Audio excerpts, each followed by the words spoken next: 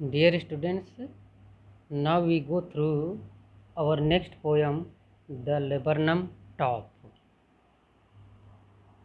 composed by Teddy Hughes. He is an English poet. तो ध्यान रखिए, हमारे पोयम का नाम है द लेबरनम टॉप। ये पोयम का नाम है और who compose this? Ted Hughes. ये इंग्लिश पोएट हैं। अब सबसे पहले हम लोगों को लेबरनम टॉप का अर्थ जान लेना आवश्यक है। तो लेबरनम क्या है? एक पेड़ का नाम है, एक ट्री का नाम है। तो द लेबरनम ट्री टाइटल न रख करके यहाँ पे पोएट ने इसका टाइटल रखा है टॉप, द लेबरनम टॉप। हाँ, टॉप का मतलब सबसे ऊंचा वाला भाग, ऊंचाई वाला भाग। ये पोयम का नाम है हमारे। तो आगे बढ़ने से पहले एक हल्का सा इंट्रोडक्शन हम जान लेते हैं कि टेड ह्यूज ने इसमें नेचर के प्रति अपना एक एस्पायरेशन दिखाया है, नेचर के प्रति अपना आकर्षण दिखाया है कि नेचर में जो भी फल फूल, वनस्पतियाँ, पेड़ पौधे, पशु पक्षी जो आपस में एक इंटर रिलेशन बनाते हैं, एक निश्चित प्राकृतिक आबो हवा में जो अपना संबंध बनाते हैं, उसी को जो है कि नेचर का भाग कहा जाता है। तो इससे आशा ये निकल जाता है कि टेड ह्यूज ने नेचर के प्रति अपने आइडियल सोच को एक तरह से व्यक्त करने की कोशिश की है और नेचर में एक एक पत्ती, एक एक तिनका, एक एक पक्षी, एक एक पत्ती, सबका अपना अपना महत्व होता है। क्योंकि जैसे आज का टाइम हमारा मटेरियलिस्टिक एज का आ गया है, इस मटेरियलिस्टिक एज में हम जो है कि प्रकृति से दूर भागते जा रहे हैं। तो दूर भागते जा रहे हैं तो प्रकृति और मनुष्य दोनों एक दूसरे के पूरक माने जाते हैं। प्रकृति और मनुष्य एक दूसरे के पूरक माने जाते हैं। इसके लिए हमको शिक्षा पेड़ पौधे, वनस्पतियों और पशु पक्षियों से मिलती है कि वे प्रकृति को ही अपना घर मानते हैं। जो पशु पक्षी होते हैं वे प्रकृति को ही अपना घर मानते हैं और मनुष्य जो है उनको जो है कि डिस्ट्रॉय करने की कोशिश करता है, उनको नष्ट करने की कोशिश करता रहता है। तो इस पोयम में टेड ह्यूज ने लेबरनम नाम के एक पेड़ को लिया है और उसके टॉप का एक सिचुएशन लिया है, उसके ऊंचाई वाले भाग का एक सिचुएशन लिया है और उस सिचुएशन से लेबरनम ट्री है और एक गोल्ड फिंच नाम का एक पक्षी है कि दोनों आपस में एक दूसरे के प्रति कितना जो है कि खुशदिल रहते हैं, एक दूसरे के सहयोग से, एक दूसरे के आवागमन से बहुत ज़्यादा प्रसन्न होते हैं। तो सबसे पहले देख लेते हैं लाइन बाय लाइन आगे बढ़ने से पहले कि लेबरनम ट्री का पहले स्टेंजा में टेड ह्यूज ने लेबरनम ट्री की विशेषता को जो है कि बताया है। इन पंक्तियों में लेबरनम ट्री के विशेषता को बताया है। The laburnum top is silent, quite still in the afternoon, yellow September sunlight of few leaves yellowing, all its seeds fallen. सितंबर का महीना है, सितंबर का महीना है, धूप बहुत अच्छी निकली हुई है और लेबरनम ट्री अपने आप में शांत, अपनी जगह पर शांत और आराम से है। और सितंबर के महीने में उस पर पत्तियाँ तो खूब लदी हुई हैं, लेकिन सारी पत्तियाँ कैसी दिख रही हैं? पीली पीली सी दिख रही हैं। ऑल इट्स सीड्स फॉलन, और इस पे जो भी फल लगे हुए थे वो सब लगभग गिर चुके हैं या गिरने की स्थिति में बने हुए हैं। तो फर्स्ट स्टेंजा में टेड ह्यूज ने लेबरनम की विशेषता का वर्णन किया है कि वो पीला पीला उसका सारा कुछ दिख रहा है, क्योंकि सारी पत्तियां पीली हो चुकी हैं। सितंबर के महीने में खूब अच्छी धूप निकली हुई है और इसके जो फल लगे हुए थे वो भी लगभग गिर चुके हैं। Now we go ahead through the next stanza. Next stanza में टेड ह्यूज द पोएट क्या कहते हैं?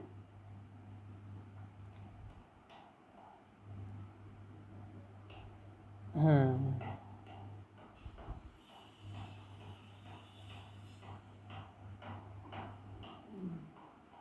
The goldfinch, till the goldfinch comes with a twitching chirrup, a suddenness, a startlement at a branch end, then sleek as a lizard, and alert and abrupt, she enters the thickness, and a machine starts up of a chittering, and a tremor of wings, and thrilling, the whole tree tremble and thrills.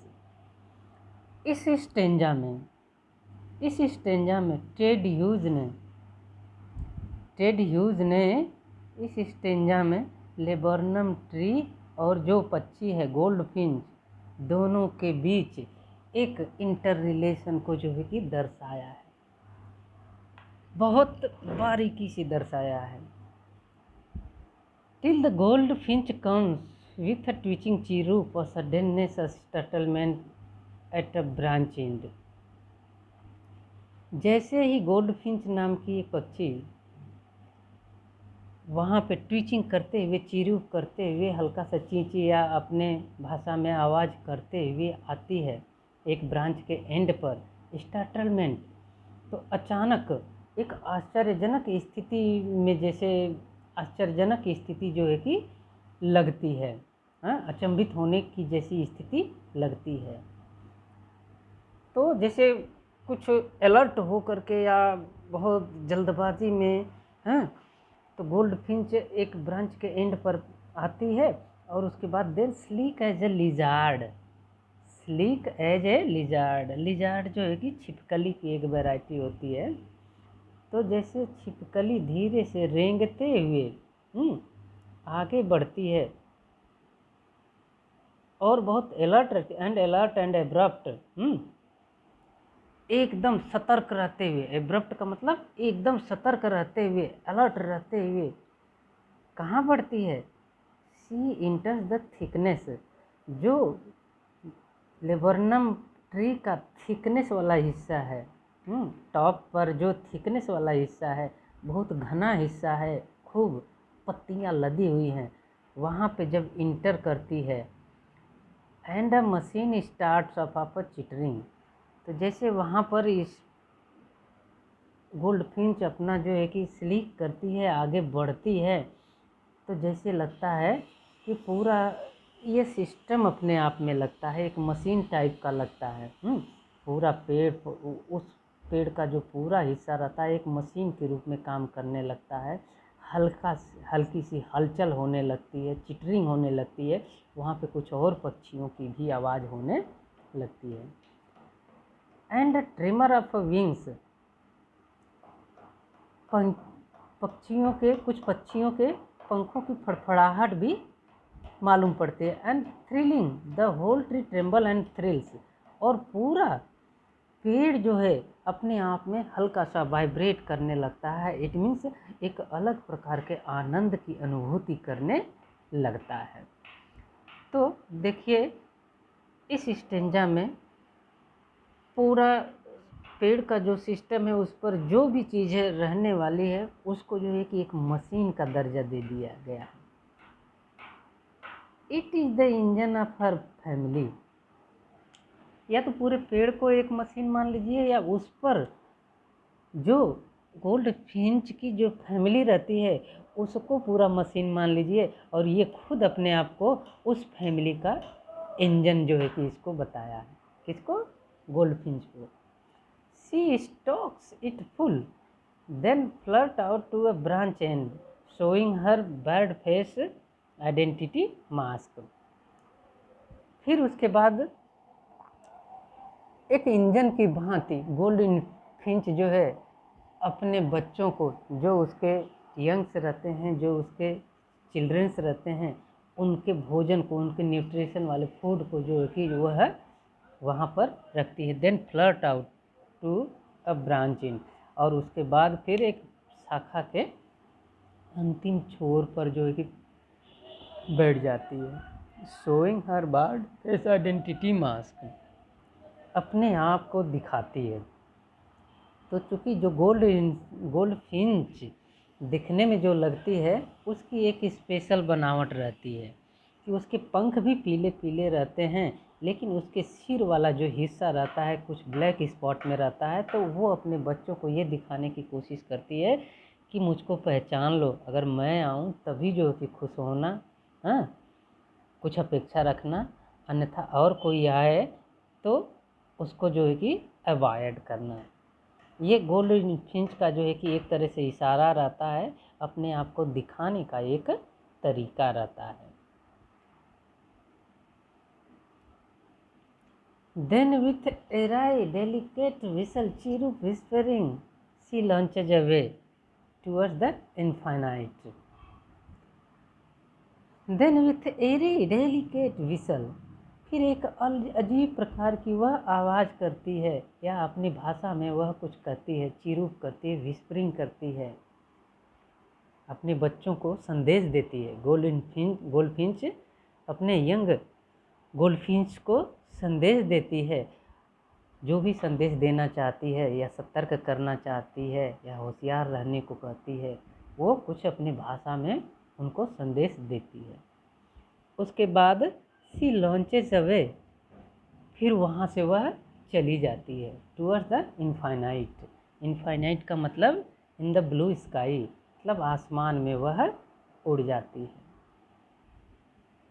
And the laburnum subsides to empty, और फिर जब तक gold Finch laburnum tree पर रहती है, तब तक वह भी अपने आप में हलचल महसूस करता है, अपने आप में आनंद की अनुभूति करता है। और जब वह उड़ करके चली जाती है तो उसके बाद सबसाइड्स टू एम्प्टी, उसके अंदर की जो हलचल रहती है वह बंद हो जाती है। जैसे पहले की साइलेंट स्थिति में रहती है, वो ऐसे ही साइलेंट स्थिति में फिर से लेबरनम ट्री आ जाता है। तो देखिए, इस पोयम में टेड ह्यूज ने, ये तो जिसे किसी भी पोयम का दो प्रकार का मीनिंग होता है, एक तो नॉर्मल मीनिंग होता है और उसके बाद दूसरा जो होता है लिटरेरी मीनिंग होता है। नॉर्मल मीनिंग में हम वस्तु स्थिति को देखते हैं और उसके शब्दों और अर्थों को, सिचुएशन को जो है कि एक तरह से क्लियर करने की कोशिश करते हैं। तो ये हमारा एक नॉर्मल मीनिंग रहा है द लेबरनम टॉप का। इसके बाद आता है लिटरेरी मीनिंग। किसी भी पोयम का लिटरेरी मीनिंग होता है, लिखने के पीछे एक उद्देश्य होता है, लिखने की एक सुसज्जित भाषा होती है। तो उस थीम को हम पकड़ने की कोशिश करते हैं और भाषा का अध्ययन करते हैं कि भाषा क्या कहना चाहती है। जैसे पोइट्री में अधिकतर जो है कि फिगर ऑफ स्पीच का इस्तेमाल किया जाता है, इसलिए इस्तेमाल किया जाता है कि एक दूसरे से किसी न किसी वस्तु स्थिति से तुलना की जाती है। तो उसमें हम लिटरेरी डिवाइस को जो है कि देखने की कोशिश करते हैं। तो ये मैंने जो है कि नॉर्मल मीनिंग बता दिया है। अगले लेक्चर में मैं इसके लिटरेरी मीनिंग को भी स्पष्ट करने की कोशिश करूँगा।